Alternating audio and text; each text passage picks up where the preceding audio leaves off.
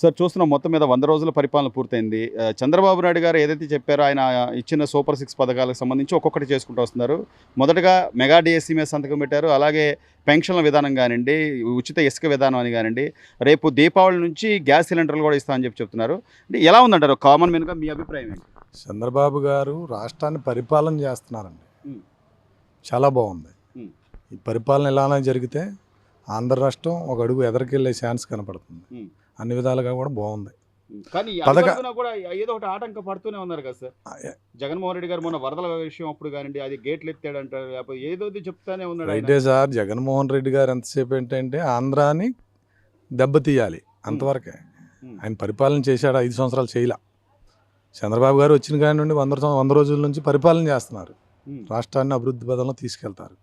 పథకాలు ఇవాళ కాబట్టి రేపైనా వేస్తారండి. పథకాల మీద ఆశపడట్లేదండి. ఆంధ్రాలో నిధులు డెవలప్మెంట్కి అభివృద్ధి ఎదరికొచ్చింది అనుకుని అందరికీ ఉంటాయి.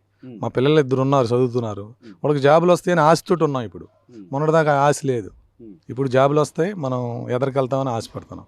పథకాల గురించి ఆశపడేదానికంటే కూడా పిల్లలకి జాబులు వచ్చినాయి అనుకోండి, మేమే ట్యాక్స్ కట్టి రాష్ట్రాన్ని అభివృద్ధికి తీసుకెళ్లే ఛాన్స్కి వస్తుంది. మాకు రాష్ట్ర ప్రభుత్వం మాకేసిన వేస్తుంది డబ్బులని ఎదురు చూసుకున్న కూర్చున్న కంటే మేము సంపాదించి రాష్ట్ర ప్రభుత్వానికి ట్యాక్స్లు కట్టే స్టేజ్కి తీసుకెళ్తే రాష్ట్రం ఎదరికెళ్ళద్దనే ఆలోచన నాకైతే ఉంది.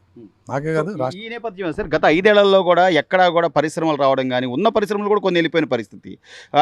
ఈ తరుణంలో మన పిల్లలు మన కళ్ళ ముందు పనులు చేసుకోవచ్చు, లేకపోతే ఇక్కడ ఉంటారు అని అనుకోవడానికి కేంద్ర ప్రభుత్వం నుంచి నిధులు తీసుకురావడానికి కానీ, ఇప్పటికే ఆయన సీఎం అయిన తర్వాత దాదాపు 3-4 సార్లు కేంద్రం దగ్గరికి వెళ్ళి అమరావతి డెవలప్మెంట్కి నిధులు తీసుకురావడం కానీ, లేకపోతే ప్రాజెక్టులకు సంబంధించి పోలవరానికి సంబంధించి కానివ్వండి, ఇలా చేస్తున్న వ్యక్తి అంటే చంద్రబాబు నాయుడు గారు ఇన్ని హామీలు లేకపోతే ఇంత లోటు బడ్జెట్ కానీ అప్పుల ఊబిలో ఉన్న రాష్ట్రాన్ని కానీ మళ్ళీ గాడిలో పెట్టగలరంటారు? 100% పెట్టగలరండి. చంద్రబాబు గారి దగ్గర చాలా అనుభవం ఉంది.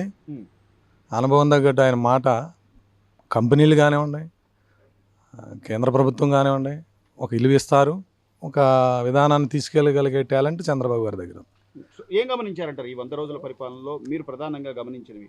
చంద్రబాబు గారు పరిపాలన చేస్తున్నారండి. అన్ని లైన్లో పెట్టుకొస్తున్నారు. ఒక్కొక్కటి అన్ని విధాలుగా కూడా ఆయనకు తెలుసు, అనుభవం ఉంది.